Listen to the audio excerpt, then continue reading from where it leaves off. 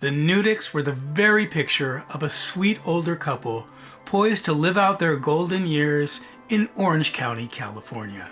But instead, Al, a retired R&D machinist, and Cece, an ex-nun, embarked on a decades-long adventure that would get their names on a list of possible CIA operatives and thrust them into a life of international intrigue shaping world events.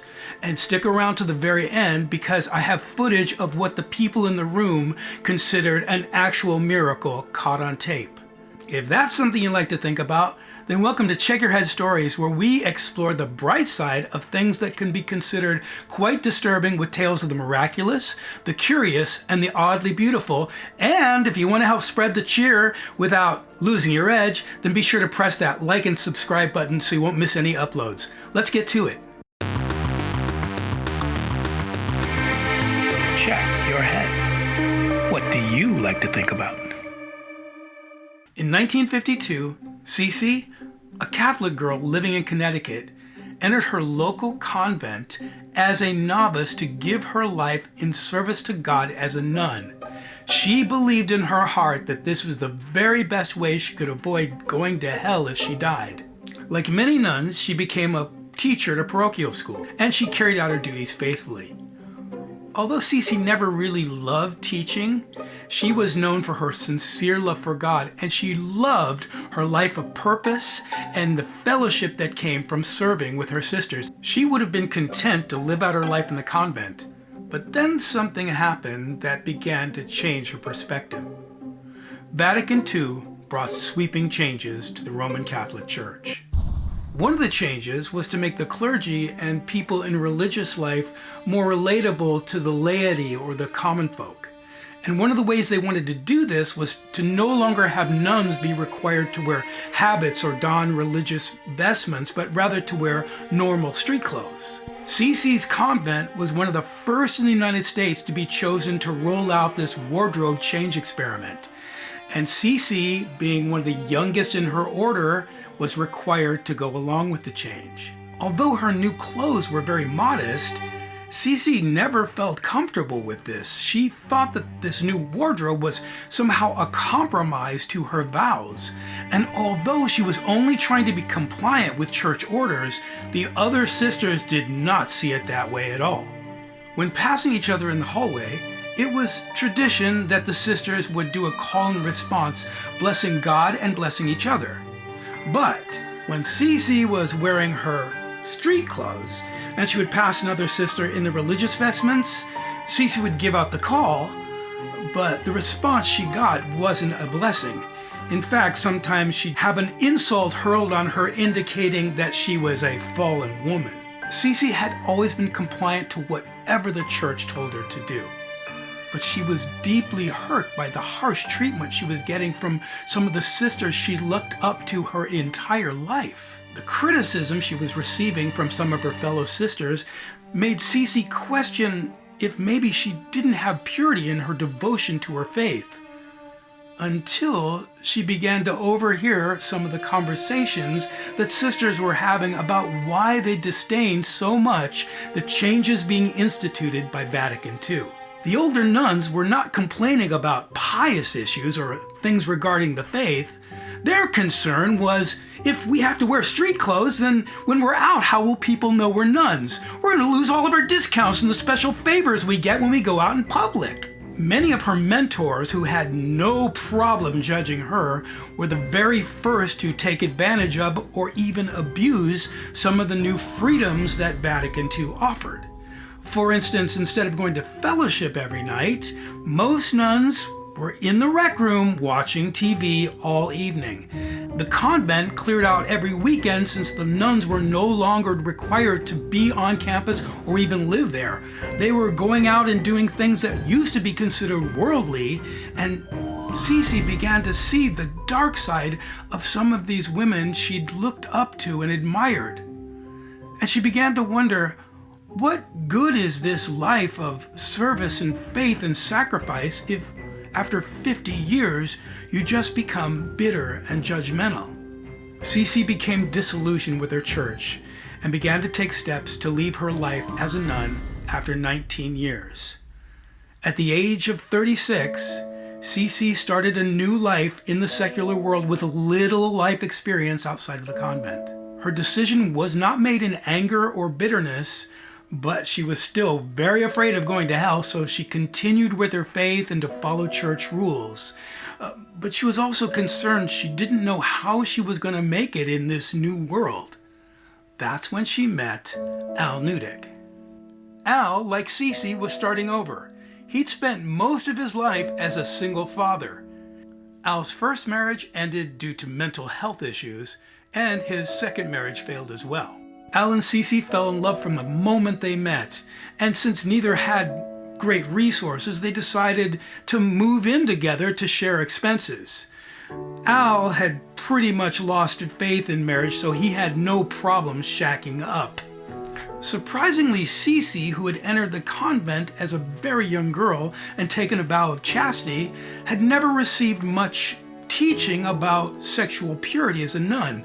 It just didn't come up. All of her religious training centered around rituals and holy obligations. She never heard much about morality, so she had no qualms about moving in with Al. For the first time in their lives, Al and Cece didn't have anything tying them down. So Al convinced Cece to join him in his lifelong dream to move out west to California. She agreed, and Al secured a job in the new booming area just south of Los Angeles called Orange County. The couple loved their new life in Southern California. They spent most weekends at their favorite dance hall, or enjoying the wholesome nightlife events at Knott's Berry Farm, or getting together with their wide circle of friends. Most of their friends were part of a major religious revival that was sweeping the nation at the time called the Jesus Movement. Al and Cece enjoyed their new friends, but they really tried to avoid any conversations about faith issues. For them, they were Catholics, and religion was not something that was a passionate thing in their life. It was just a short list of obligations and things they needed to do to avoid going to hell when they died. Despite non-stop invitations, Al and Cece always resisted any invitation for church events until New Year's Eve 1973. They had planned to go to their favorite dance hall, but it burned down the week before, and tickets for the Knott's event were sold out, so they relented and decided to go to the late night service. Cece insisted that they sit in the very back by the door so they could make a quick escape just in case God was going to send them some judgment for even thinking of entering a Protestant sanctuary. But as soon as they entered the building, they both experienced something overpowering that they couldn't even explain. It was a sense of God's presence that they'd never felt before. From that moment on, everything changed. They made a commitment that night and immediately started making changes in their whole lifestyle. They finally got married, and they became regulars at the church as some of the most faithful attendees and servants for 13 years. In 1987, Al went to a special missionaries meeting where he heard about the need for Bibles in China. The speaker explained that in China, only highly edited versions of the Bible were available, and those were only available through highly regulated government channels. He told the group there was an opportunity for a short-term missions trip to go and smuggle Bibles over the border into China. Al came home very excited and told Cece about the plans for their upcoming vacation. They were going to go to China and smuggle Bibles. Cece was not so excited, but she saw that Al was very determined, so she decided she would go along with it. The trip was a success, but for Cece it was very difficult. She decided never again. But Al was sold, and he was already making plans to take the trip again the next year. Cece was going to put her foot down and resist, but she felt like God was speaking to her, saying, "Don't worry, go along with it, don't worry." She took that to mean that God was going to get her out of it, that somehow she wasn't going to have to make the trip. But the next year, she found herself boarding the plane for another vacation of being a Bible smuggler. Once again, just like in her convent days, Cece was facing a crisis of faith. She felt so strongly that God had told her that she was not going to have to make the trip, and now it was happening. She had learned to be obedient during those 19 years in the convent, but now she was no longer the naive young girl driven by fear. Now she was a mature woman who lived with the confidence of grace. She had learned to assert herself and make her own choices. But Cece spent the time, and she prayed and decided that if this is what God had for her and Al, that she would be willing. At the end of the trip, Cece was glad she went, and Al was more excited than ever. But while they were on the trip, one of the lead couples that were over there asked them if they would be willing to move to Hong Kong and become full-time missionary Bible smugglers. Al was sure that this was what they were supposed to do, but Cece needed a little more time. She had been willing to make a 2-week commitment, but she knew this was far more. This was going to be a life calling. Once again, after prayerful consideration, Cece said, "I am willing." The couple thought they had a couple of years before they were going to retire and then start their new position in Hong Kong. But as soon as the decision was made, Al's company went through a restructuring offering him early retirement. Cece was able to get the same kind of deal at her work, so miraculously they ended up selling their house and moving within just a matter of a few months. Now Al and Cece's days consisted of Bible smuggling. When not helping Al smuggle Bibles into China, Cece spent most of her days working at the Bible publishers. Here she would work with missions organizations, putting together Bible smuggling teams, and creating covert meetings with their contacts in China.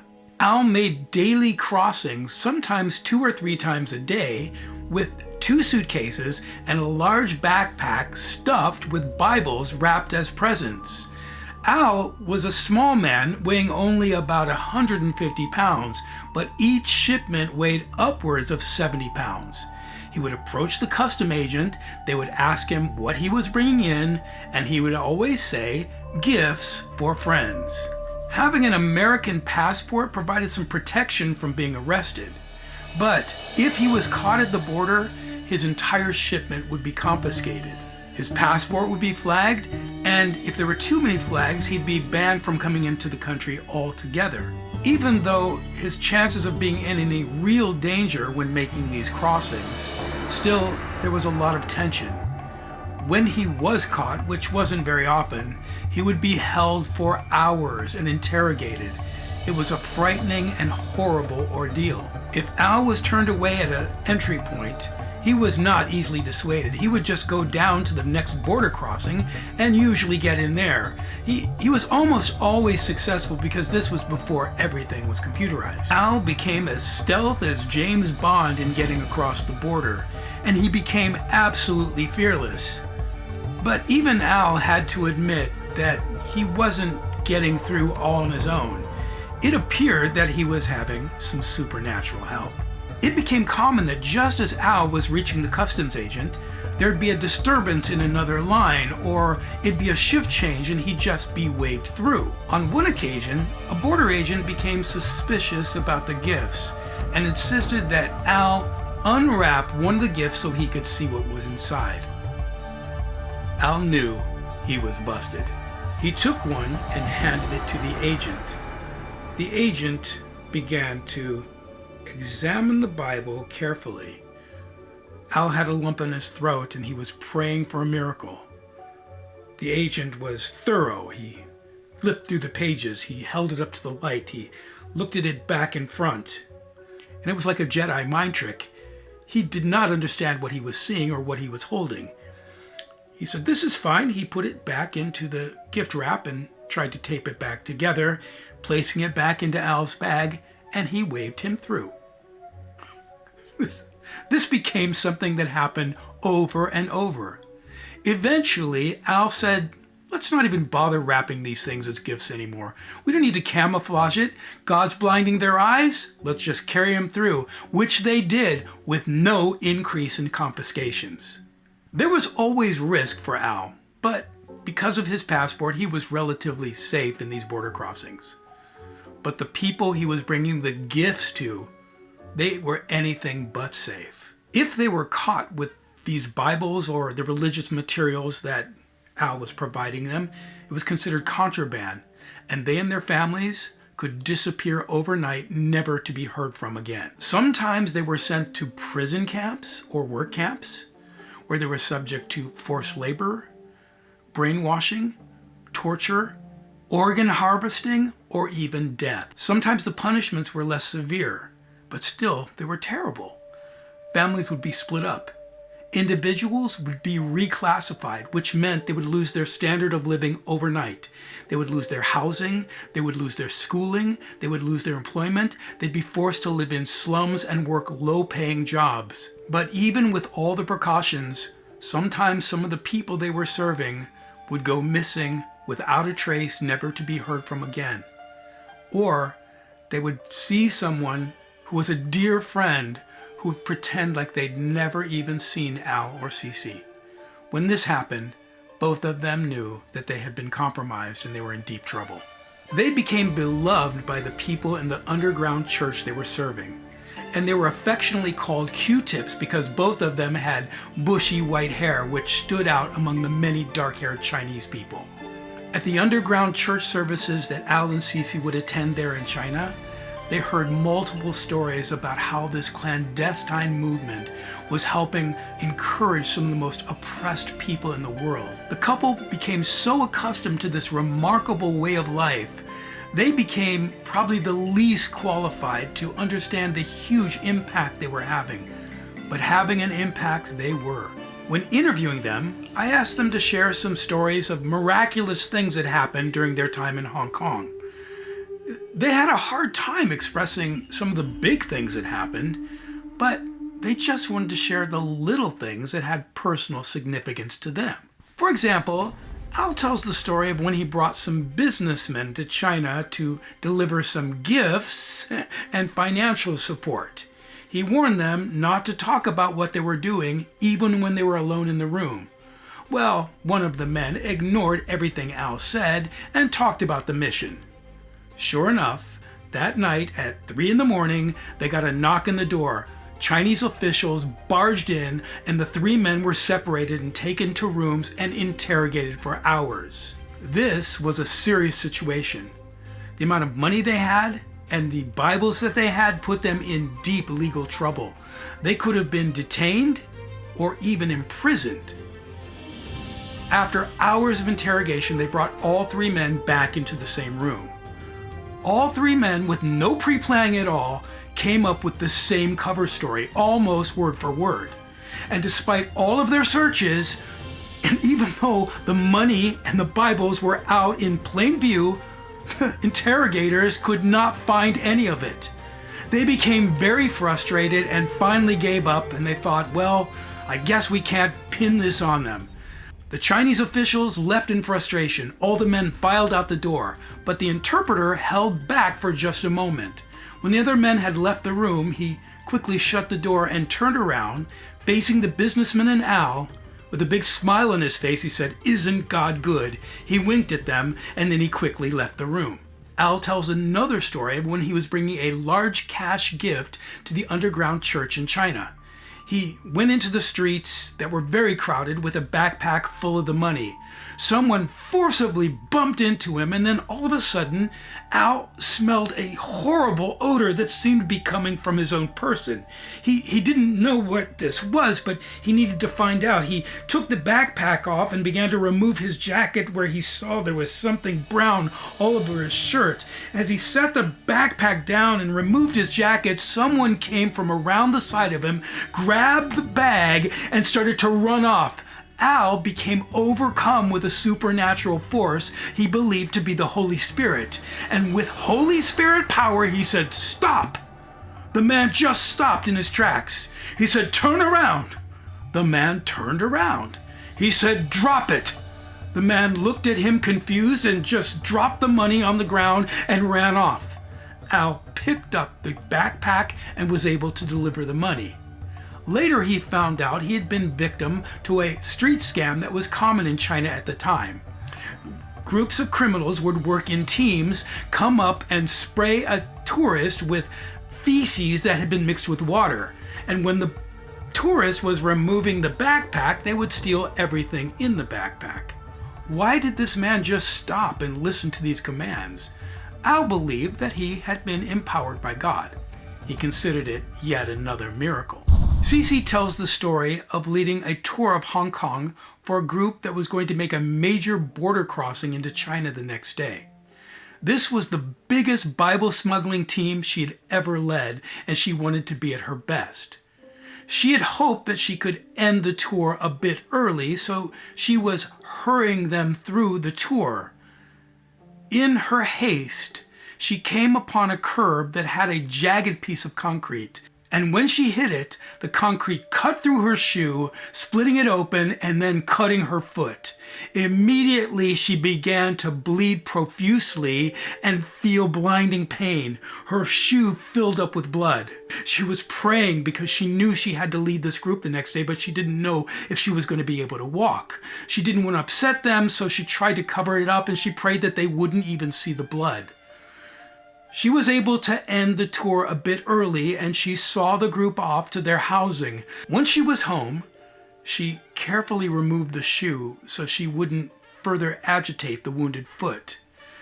But strangely, there was no pain. But then she became confused. The stocking was completely dry.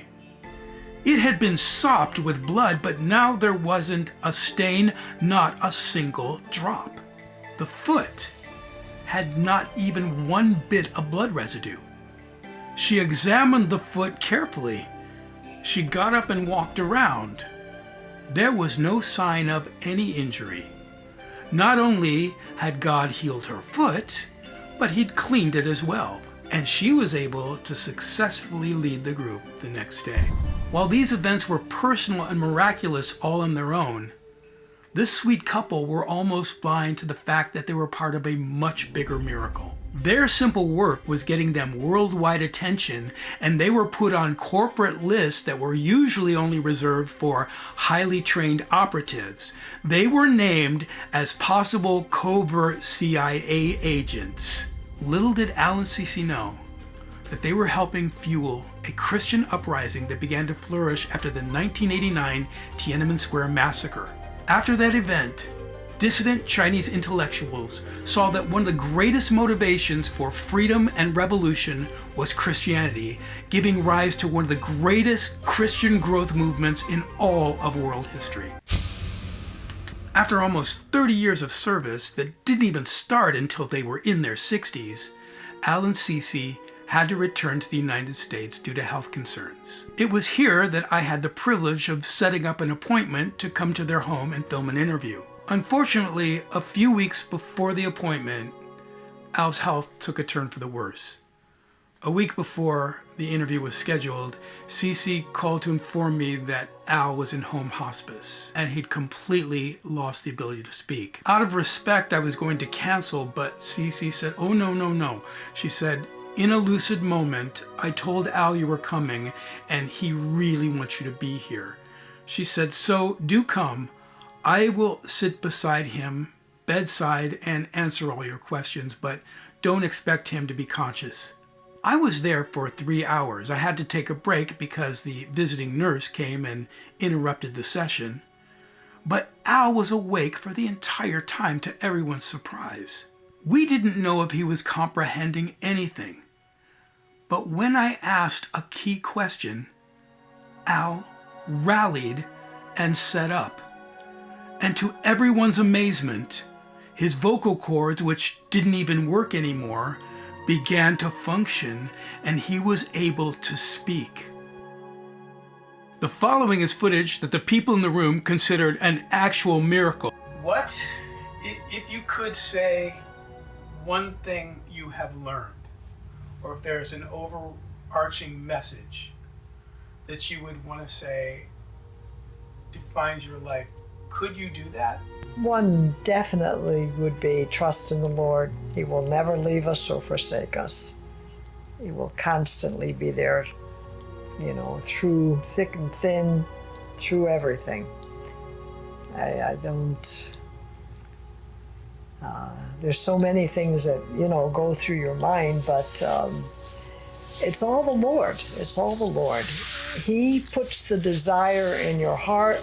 He gives you what you need to fulfill that desire.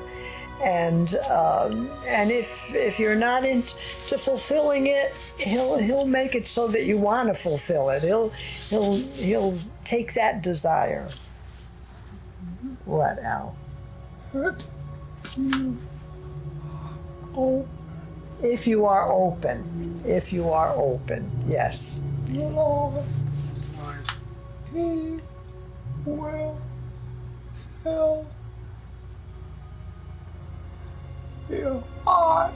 He will fill your heart, yeah. For the love that God puts on it for you. Amen. Amen. Thank you. That's the most we've heard out of you in a long time. Trust in the Lord. He will provide all strength and love that you will need to obey His law. Your life is in God's hands. Don't try. Take it out. Wrap the leg of God and pull up. Even at this time when it is difficult, I can see the Lord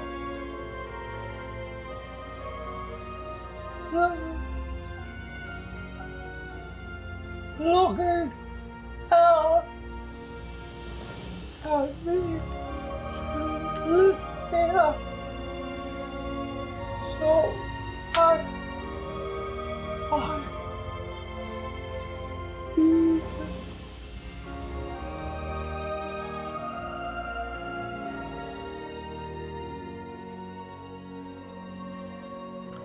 Al passed into eternity 10 days later, and after he spoke the words that I caught on film, he never spoke another word.